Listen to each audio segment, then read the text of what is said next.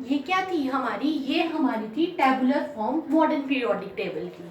अब इसमें दो चीजें होती है हमारी, एक होते हैं ग्रुप और एक होता है पीरियड।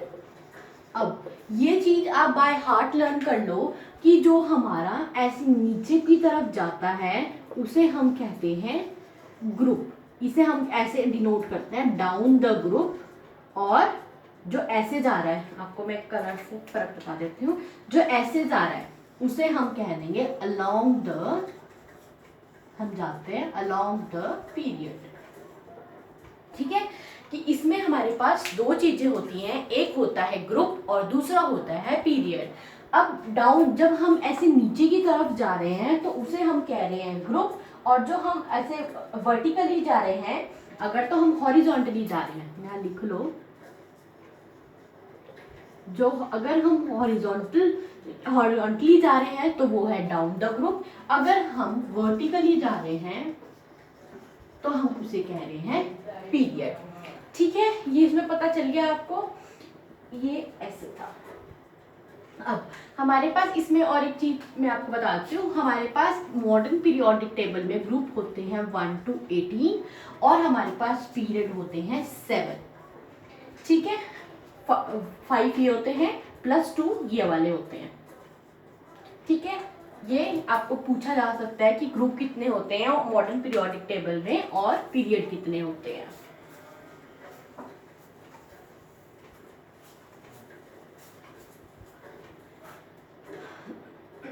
अब और हमारे पास मैक्सिमम जो एलिमेंट्स होते हैं वो हमारे होते हैं 7th पीरियड में।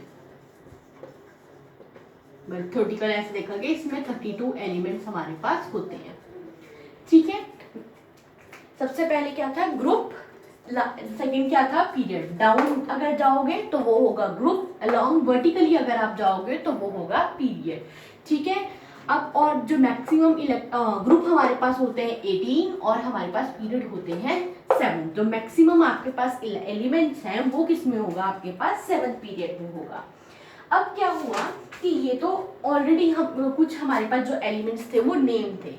अब जो नए नए एलिमेंट्स हमारे डिस्कवर हो रहे थे उनका नाम कैसे रखा जाए, तो और कुछ तो वो साइंटिस्ट के अकॉर्डिंग रख रहे थे, कुछ मतलब कि जो जिस नेटिव लेबोरेटरी में वो डिस्कवर हुआ है उसके नाम पर रख रहे थे। तो एक वो कॉन्फ्लिक्ट अराइज हो रहा था कि इसका एक स्टैंडर्ड नाम नहीं है। तो हम आपको पता होगा कि जो नाम देने की एजेंसी है वो होती है IUPAC, international union of pure and applied chemistry.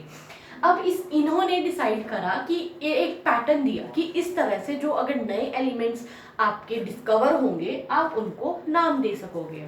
ठीक है, अब इसमें क्या है, इन्होंने जैसे ये कहा डिजिट, और उसके लिए उन्होंने एक एब्रीविएशन दे दी कि क्या 0 1 2 3 4 5 6 7 8 9, इसको नाम दे दिया उन्होंने अन।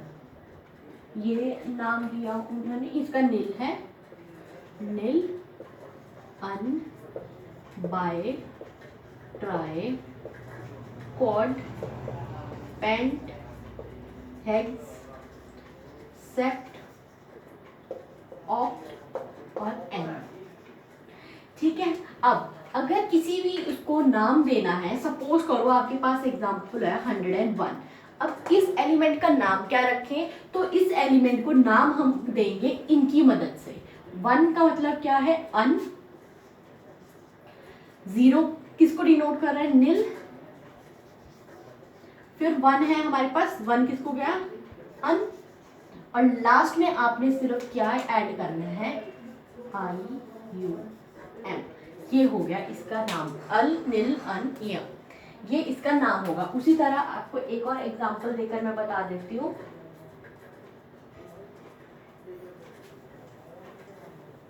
सपोज करो आपने नाम देना है 105 को, अब 105 को आप कैसे नाम दोगे, 1 का नाम क्या है अन, 0 क्या है नील, 5 क्या है पेंट, और लास्ट में बस क्या ऐड करना है आपने IUM, अन नील पेंट यम।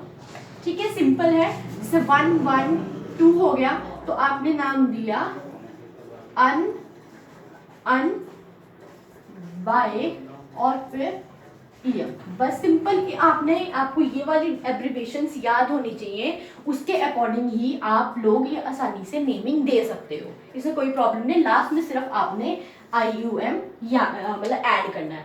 अगर आपसे इसमें पूछा जाएगा कि इसका शॉर्ट नेम क्या आएगा, मतलब कि आप इसको कैसे डिनोट कर सकते हो, तो इसमें क्या आएगा, जैसे कि 105 था ना, तो सबका फर्स्ट लेटर उठा लेना, ठीक है। 1 का है U, ये 0 क्या है अन, 5 क्या है P। तो ये शॉर्ट फॉर्म में कैसे हम इसको एब्रीविएट कर सकते हैं, UNP। अगर हमारे पास है 120, हम इसको 1 क्या है अन, 2 क्या है बाई, 0 क्या है नील, तो UBN इसकी शॉर्ट फॉर्म होगी इसको एब्रीविएट करने की, ठीक है। तो इसी तरह ये तो सिंपल है, आप कुछ एक एलिमेंट्स के ट्राई करना, मैं अभी लिख के दे देती हूँ।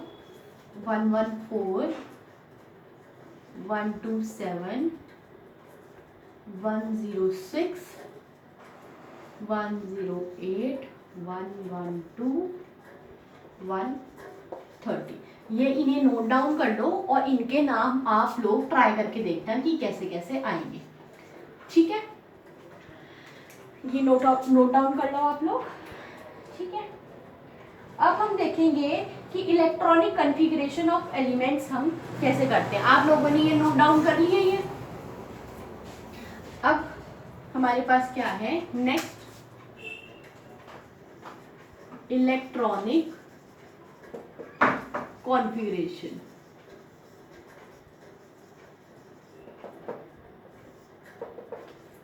ठीक है, इलेक्ट्रॉनिक कॉन्फ़िगरेशन में क्या है हमारे पास कि अगर अब हमारे पास कोई भी एलिमेंट हो गया तो उसकी इलेक्ट्रॉनिक कॉन्फ़िगरेशन क्या होगी वो हमें पता चलेगा। अब इसका कुछ पार्ट आपने सेकेंड यूनिट में भी पढ़ा होगा कि आपके पास क्वांटम नंबर आते हैं, सुना होगा इनके बारे में। क्वांटम नंबर होते हैं, एक होते हैं, सबसे पहला होता है प्रिंसिपल क्वांटम नंबर, इसको हम डिनोट करते हैं स्मॉल n से, ठीक है। अब इसमें क्या होता है कि जैसे जैसे आप डाउन द ग्रुप जाते जाओगे, जैसे सपोज करो ये आपका टेबल है और जैसे जैसे आप डाउन डाउन जाते रहोगे तो आपका ये जो प्रिंसिपल क्वांटम नंबर है वो क्या होता रहता है, चेंज होता रहता है, ठीक है। जब आपने फर्स्ट पीरियड से सेकंड में गए तो उसका क्वांटम नंबर क्या हो गया, प्रिंसिपल क्वांटम नंबर क्या हो गया 2।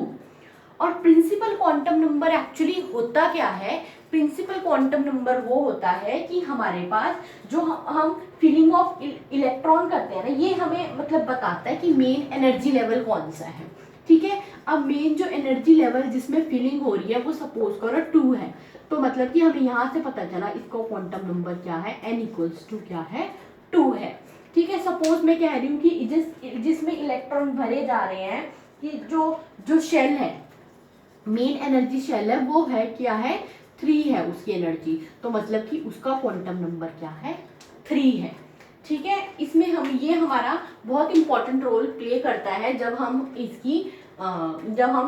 किसी की भी इलेक्ट्रॉनिक कॉन्फ़िगरेशन हम लिखते हैं, ठीक है। अब हमारे पास क्या है कि ये तो मैंने बता दिया कि अब अगर आप पीरियड में जाओगे तो हमारा जो क्वांटम नंबर है वो एनर्जी लेवल है वो इंक्रीज करता जाएगा, और जो मेन एनर्जी लेवल होता है उसे हम कहते हैं शेल, और जिसमें हम इलेक्ट्रॉन्स भरते हैं उनको हम कहते हैं सब शेल या फिर कह देते हैं ऑर्बिटल, ठीक है। मेन हमारे पास जो एनर्जी लेवल होता है उसे हमने कह दिया शेल, और जो दूसरा होगा हमारे पास उसे हमने कह दिया वो क्या है हमारा सब शेल है, ठीक है। फिलिंग ऑफ इलेक्ट्रॉन होती है हमारी डिफरेंट सब शेल्स में, ठीक है। जो और प्रिंसिपल क्वांटम नंबर है वो क्या बता रहा है, मेन एनर्जी बता रहा है शेल की कौन सी है। शेल होता है, शेल के अंदर सब शेल या ऑर्बिटल होते हैं जिसके अंदर इलेक्ट्रॉन्स की क्या होती है, फिलिंग होती है, ठीक है। अब सबसे पहले अब मुझे नहीं पता आप लोगों को पता है इलेक्ट्रॉनिक हम कैसे भरते हैं, तो चलो मैं आपको एक बार दोबारा आसान सा वे बता देती हूँ। हमेशा याद रखना एक ये series 1s 2s 2p 3s 3p 3d 4s 4p 4d 4f 5s 5p 5d 5f। आप लोग इतना याद रखो, ठीक है। फिर आपने क्या करना, ऐसे एरोज बनाने।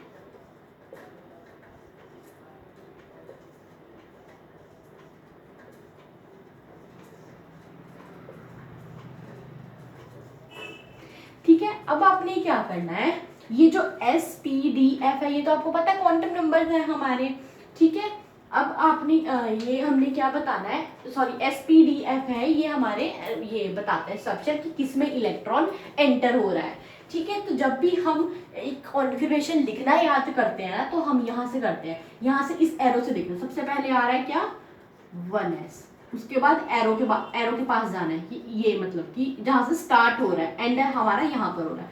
1s के बाद क्या आ रहा है 2s, अब ये खत्म हो गया। नेक्स्ट हम फिर इस पे गए, अब क्या आया हमारे पास 2p, और नेक्स्ट 2p के बाद एरो अभी कंटिन्यू है तो ये आ गया 3s, ठीक है। अब इसके बाद ये खत्म हो गया यहाँ पर, फिर हम आगे गए, हमारे पास आया 3p, उसके बाद आया ये कंटिन्यू हो रहा है 4s, अब खत्म हो गया। फिर हम गए नेक्स्ट पे, 4s के बाद आया 3d 4p और 5s, अब खत्म हो गया।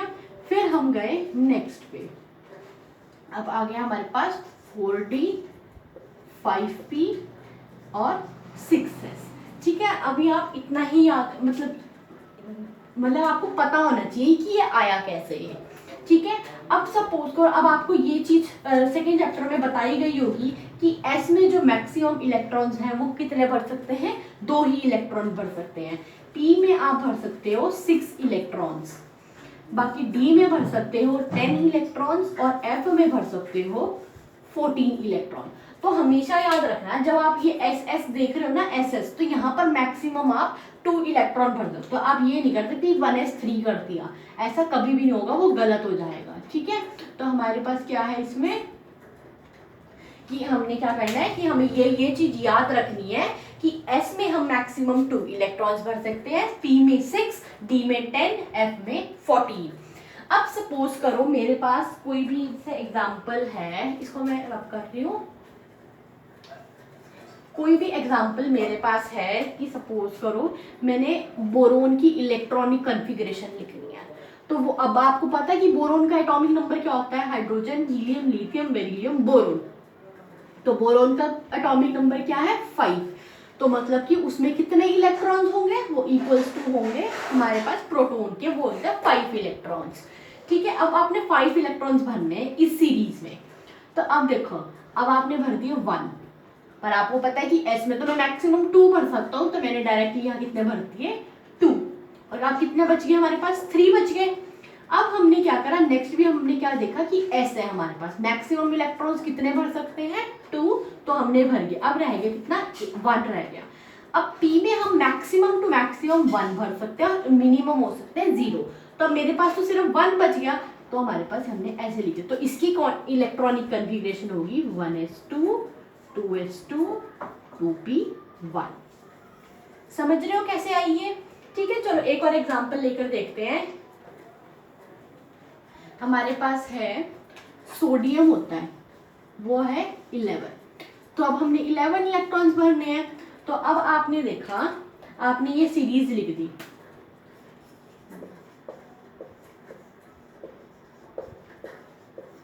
ठीक है। अब आपने देखा कि सबसे पहले क्या देखा, एस है, मैक्सिमम कितने भर सकते हैं 2 भर सकते हैं, 2 भर दिए। एंड नेक्स्ट भी एस है, 2 भर दिए। अब आपने देखना है कि कभी ऐसा ना हो कि सपोज करो यहाँ 6 लिख दिए, 2 ये भरते गए, ये भी देखना है कि कितना हमें एक्चुअली हमने भरने हैं इलेक्ट्रॉन। तो अभी कितने हैं 2 और 2 4 हुए, ठीक है। अब 6 में आप मैक्सिमम कितने भर सकते हो, 6 में मतलब पी में भर सकते हो आप मैक्सिमम 6 इलेक्ट्रॉन। तो अब गिनो पहले 6 7 8 9 10, यहाँ तक हमारे पास कितने हुए 10 इलेक्ट्रॉन हुए, तो मतलब कि अभी एक बाकी है और हमारे पास नेक्स्ट क्या है s, तो s में मैक्सिमम हम 2 इलेक्ट्रॉन भर सकते हैं और 2 से तो 1 क्या है छोटा, तो हमने भर ली, तो इसकी इलेक्ट्रॉनिक कन्फिग्रेशन क्या हुई 1s2 2s2 2p6 3s1। ठीक है, ये हमारी मतलब ऐसे हम कॉन्फ़िगरेशंस लिखते हैं। कुछ तो थोड़ी बहुत एक्सेप्शंस होती हैं, वो मैं आपको बाद में एक्सप्लेन करते करते मतलब जब मैं बाद में ट्रेंड्स बताऊंगी तो मैं आपको एक्सप्लेन कर दूंगी दोबारा। वैसे तो चैप्टर नंबर 2 में वो कवर हो चुकी होंगी, बट स्टिल मैं आपको बता दूंगी। ठीक है, आपको इलेक्ट्रॉनिक कन्फिग्रेशन आ गई है। अब मैं कुछ दे रही हूँ कन्फिग्रेशन, वो आप लिख कर आना। ऑक्सीजन की, nitrogen, magnesium, aluminium, chlorine,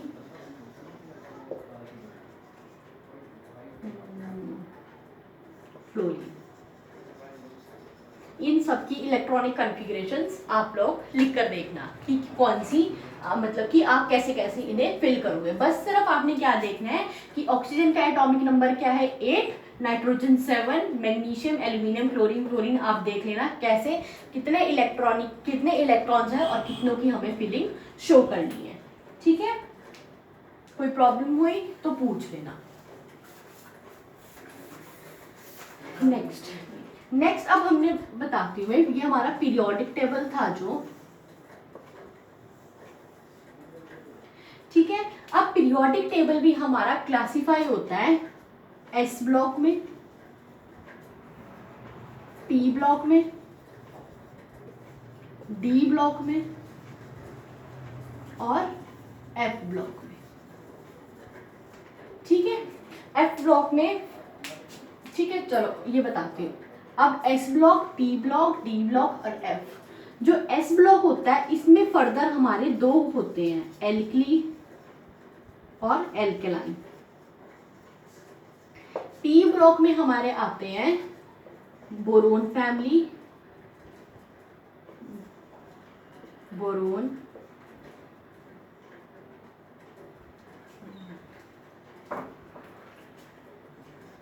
nitrogen, carbon family, nitrogen family, oxygen family और एक आते हैं हेलोजेंस। ठीक है, नोबल गैस भी खैर आ जाती है। ठीक है, डी ब्लॉक को हम कह देते हैं ट्रांजिशन एलिमेंट्स। रीजन बाद में बताऊंगी कि क्यों कहते हैं, और इनको हम कहते हैं इनर ट्रांजिशन एलिमेंट्स।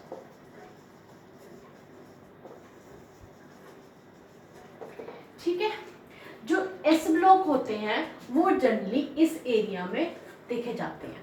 मतलब ये जो एरिया है ये यहाँ पर, ये दो फर्स्ट ग्रुप और सेकेंड ग्रुप होता है हमारा alkali. First group alkali, second group होता है हमारा alkaline. P block generally right hand side पे देखते हैं हम पीरियोडिक टेबल में। मतलब जो हमारा राइट हैंड साइड है पीरियोडिक टेबल का, उसमें जनरली पी ब्लॉक होते हैं। और ये जो मतलब हमारे जो डी ब्लॉक होते हैं वो हमारे इस बॉटम, ये जो बॉटम पार्ट होता है इनका पीरियोडिक टेबल का, उसमें होता है। और एफ ब्लॉक होते हैं हमारे नीचे वाले, लेंथेनाइड और एक्टिनाइड। ठीक है, ये जो हमारे लेंथेनाइड और एक्टिनाइड होते हैं ना, ये बहुत ही बीच में ही है। इसको बीच में से इनकी सीरीज उठा के इनको हमने अलग प्लेस कर दिया, इसके लिए हम इनको बोलते हैं इनर ट्रांजिशन एलिमेंट्स। ठीक है, और जब हम एस ब्लॉक और पी ब्लॉक को हम इकट्ठा पढ़ते हैं तो उन्हें हम बोलते हैं रिप्रेजेंटेटिव एलिमेंट्स। ठीक है, जब हम एक एक करके पढ़ेंगे ये तो मैं आपको बताऊंगी कि किसको हम क्या डिजिग्नेशन देते हैं। ठीक है, अब हमने क्या किया कि जो पीरियोडिक टेबल था, मॉडर्न पीरियोडिक टेबल, इसमें भी हमारे पास दो एक्सेप्शंस थी। दो एक्सेप्शंस हमारे पास क्या थी कि इसमें हम कह रहे थे कि इसमें भी हाइड्रोजन की पोजीशन थी ना, वो भी स्पेसिफाइड, मतलब कि स्पेसिफिक नहीं थी। इसमें हाइड्रोजन में क्या था, इसमें 1s1, इसमें हमारे पास जो एक्चुअली जो हाइड्रोजन है वो हमारा क्या है, एस ब्लॉक एलिमेंट है। ठीक है, एस ब्लॉक एलिमेंट है। पर क्या हुआ कि जो हाइड्रोजन है उसकी टेंडेंसी है कि वो एक इलेक्ट्रॉन ले ले और बन जाए 1s2। जब वो 1s2 ले लेगा, 1s2 हो जाएगा तो वो स्टेबल हो जाएगा। और यही कि मतलब अगर उन्होंने क्या लिया, एक इलेक्ट्रॉन अगर उन्होंने गेन किया तो वो क्या हो जाएंगे, स्टेबल। उसी तरह फ्लोरीन होता है जो 1s2 2s2 2p5, अगर ये भी 1 इलेक्ट्रॉन गेन कर लेता है, अगर मतलब कि इसने बाहर से अगर ये 1 इलेक्ट्रॉन ले लिया तो ये बन जाता है 1s2 2s2 2p6, 6 बन जाता है। तो 6 मतलब कि जब हमें पता है कि फुली फिल्ड और हाफ फिल्ड वाली कॉन्फ़िगरेशंस होती हैं वो हमेशा हमारी स्टेबल होती है। ये चीज़ हमेशा याद रखना, जब भी आप इलेक्ट्रॉनिक कॉन्फ़िगरेशन लिखोगे ना, आपसे कुछ भी पूछेंगे कि किसका क्या चीज़ जाना है, सबसे पहले आपने इलेक्ट्रॉनिक कॉन्फ़िगरेशन लिखनी है। सेकंड आपने क्या करना है, ये देखना है कि इसमें आपके पास फुली फिल्ड या फिर हाफ फिल्ड वाला केस ना हो। अगर हमारा फुली फिल्ड और हाफ फिल्ड नहीं होते तो हम नॉर्मल ट्रेंड देखते हैं। अगर हमारा ये फुली फिल्ड और हाफ फिल्ड होते हैं तो हमेशा हमें ये बात याद रखनी है कि जो जैसे सपोज करो P3 और P6 है, इनकी क्या होती है, एक्स्ट्रा स्टेबिलिटी होती है। इन दोनों केसेस में क्या होते हैं, एक्स्ट्रा स्टेबिलिटी। मतलब कि जैसे कि अब हमारे पास अब फ्लोरीन है, फ्लोरीन ने भी क्या करा, अगर वो एक इलेक्ट्रॉन ले लेता तो वो क्या हुआ, स्टेबल हो गया। उसी तरह अगर हाइड्रोजन एक इलेक्ट्रॉन ले लेता है तो क्या होता है, स्टेबल हो जाता है। तो कुछ रिजेम्बलेंस दिखाई कि आप हाइड्रोजन को फ्लोरीन वाले ग्रुप में भी रख सकते थे, इसकी पोजीशन फ्लोरीन के ऊपर भी हो सकती थी क्योंकि ये भी 1 इलेक्ट्रॉन गेन कर रहा है और ये भी 1 इलेक्ट्रॉन गेन कर रहे हैं और एट लास्ट दोनों क्या हो रहे हैं, स्टेबल हो रहे हैं। ठीक है, सबसे पहले ये थी लिमिटेशन। दूसरी थी एक्सेप्शन हीलियम के केस में। अब हीलियम भी एक्चुअली था हमारे पास एस ब्लॉक से, पर इसमें क्या था, अब ये भी फुली फिल्ड है तो इसने पोजीशन कहाँ ले ली, नोबल गैस फैमिली वाली। ठीक है, इसको हम एक तरीके से जस्टिफाई कर सकते हैं कि इसमें हमारे पास फुली फिल्ड ऑर्बिटल था इसलिए हमने इसको नोबल गैस फैमिली में लगा दिया, और नहीं तो वैसे ये क्या है, एक्चुअली एस ब्लॉक एलिमेंट है। तो ये हमारे पास 2 एक्सेप्शंस थे जो हमने याद रखने हैं कि 2 एक्सेप्शन मॉडर्न पीरियोडिक टेबल में भी क्या थे कि एक तो हाइड्रोजन की पोजीशन हम जस्टिफाई नहीं कर सके और हीलियम की पोजीशन भी थी, वो भी एक कॉन्ट्रडिक्शन में थी हमारे पास। ठीक है,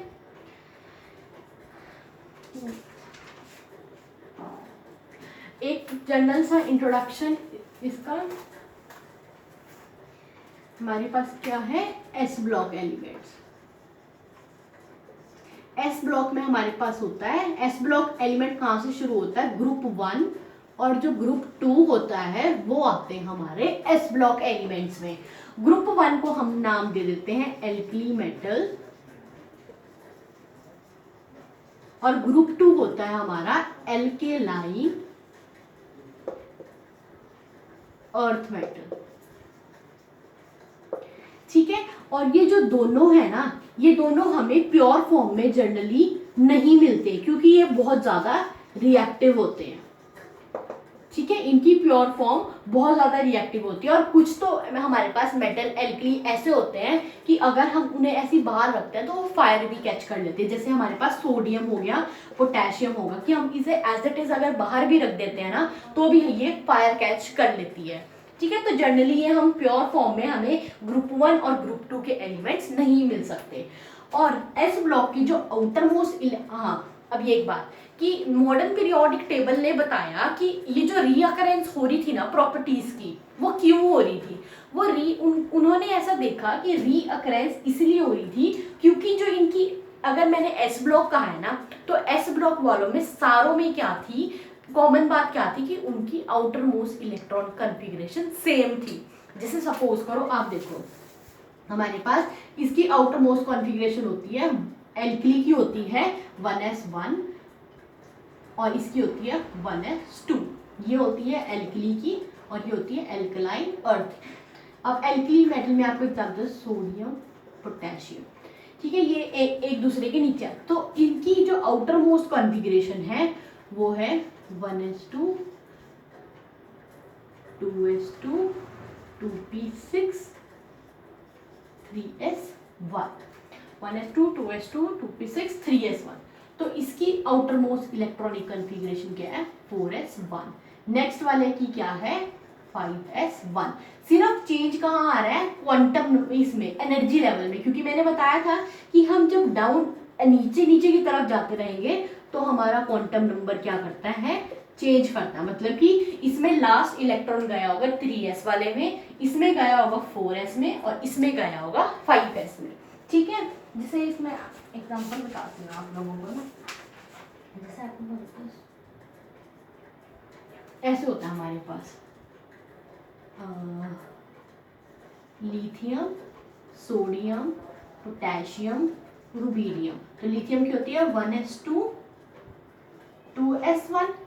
तो इसमें क्या हुआ, अब हम नेक्स्ट इसके नीचे है ये, तो इसमें क्या हुआ एनर्जी लेवल चेंज होगी और हमारे पास आ गया 3s1।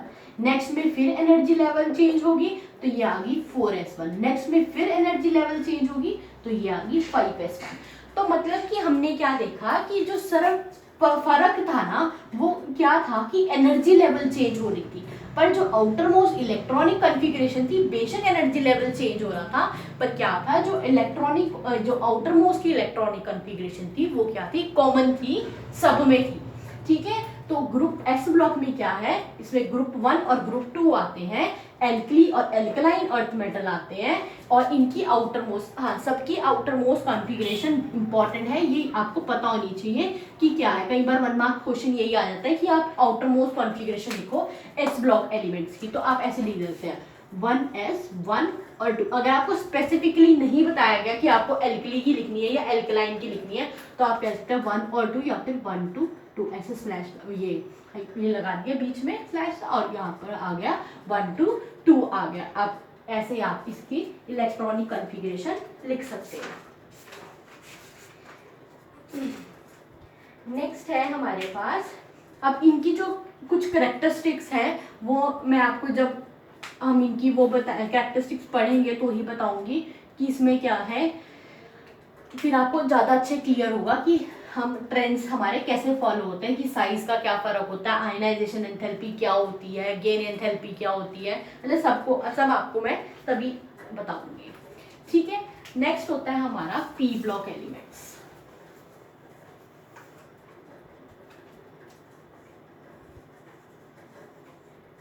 पी ब्लॉक की आउटर मोस्ट कॉन्फ़िगरेशन होती है 1 to 6। ठीक है, 1 to 6 होती है, और हमारे पास इसमें क्या है, जैसे कि अब मैं लिख रही हूँ कार्बन की 1s2 2s2 2p2 6 होता है ना कार्बन का, तो हमारे पास ये आ गया 1s2 2s2 2p2 आ गया।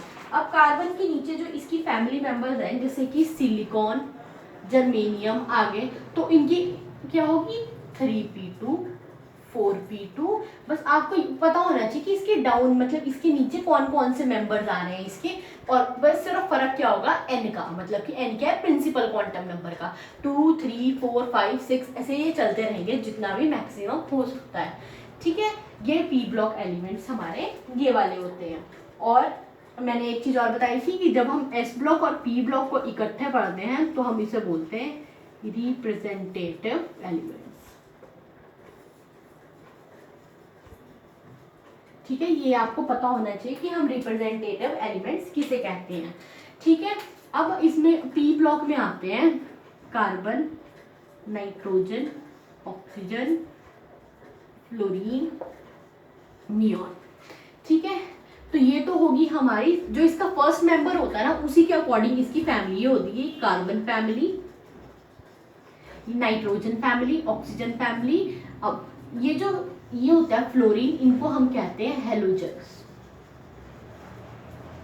ठीक है, इनको कहते हैं हम नोबल गैस फैमिली। हमेशा याद रखना जो 18 होती है वो नोबल गैस फैमिली होती है और 17 होती है वो होती है हमारी हेलोजन्स। ऑक्सीजन होती है हमारी कैल्कोजन फैमिली, हम इसका नाम देते हैं हम कैल्कोजन।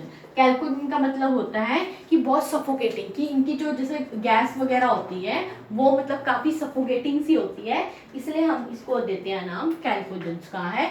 और हमारे पास नाइट्रोजन फैमिली है। ठीक है, इसी तरह से ये 1 2 3 4 5 फैमिलीज हम पी ब्लॉक में पढ़ते हैं। नेक्स्ट आता है हमारे पास D block element. D block elements को हम बोलते हैं ट्रांजिशन एलिमेंट्स।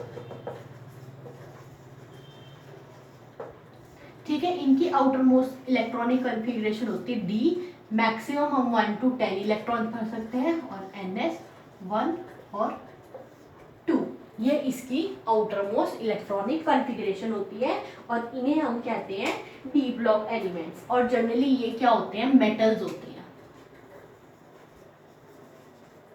ठीक है, और इसमें जनरली हमारे पास क्या होते हैं, हमारे पास मतलब जैसे नोबल गैस वगैरह है। ठीक है, ये नॉन मेटालिक करेक्टर हमारा इनका इंक्रीज होता रहता है जैसे हम लेफ्ट टू राइट इंक्रीज मतलब बढ़ते रहते हैं। और ट्रांजिशन एलिमेंट्स में और क्या होता है कि इसमें ये जनरली क्या होता है, कलर्ड आयंस होते हैं। अब मैं आपको ये बाद में बताऊंगी कि ये कुछ कलर्ड होते हैं पर कुछ एक्सेप्शन भी हैं, जैसे कि जिंक है तो ये डी ब्लॉक एलिमेंट स्टिल ये कलरलेस है। क्यों कलरलेस है ये मैं आपको बाद में बताऊंगी, जब मैं इनकी कैरेक्टरिस्टिक्स और भी ट्रेट्स बताऊंगी तो आपको पता समझ आ जाएगा आसानी से कि जिंक क्यों हमारा कलरलेस होता है। ठीक है, और इसमें बहुत ज़्यादा वेरिएबल नंबर ऑफ मतलब बहुत वैरायटी ऑफ ऑक्सीडेशन स्टेट भी हमने इसमें देखी गई है। ठीक है, नेक्स्ट है इसमें एक होता है हमारे पास F block elements. F block elements कौन से होते हैं, इसमें सिर्फ क्या फर्क होता है, ये होते हैं इनर ट्रांजिशन एलिमेंट्स। ठीक है, इनर ट्रांजिशन मैंने बताया था क्योंकि ये आते हमारे डी ब्लॉक के बीच में आ जाती है ये सीरीज ना, तो इसको उठा के फिर ये यहाँ पर यहाँ ऐसे प्लेस कर देता है, तो इसमें जैसे लेंथनम से ये शुरू होती है तो ये सारी सीरीज यहाँ पर लिखते हैं ये। ठीक है, अब इसकी इलेक्ट्रॉनिक कॉन्फ़िगरेशन हमारे पास क्या होती है,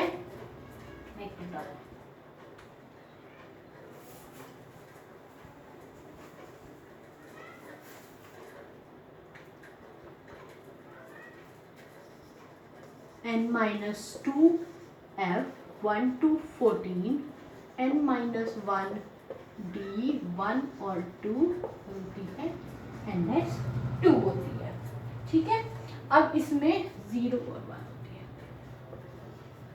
या n-2 का मतलब होता है अगर सपोज करो मेरे पास यहाँ है 3s, मेरे पास सपोज करो 5s2 है। ठीक है, n-1 n क्या हमारा 5, तो ये हो गया हमारा 5-1 4d 1 ले लिया, या 2 कुछ भी हो सकता है ये।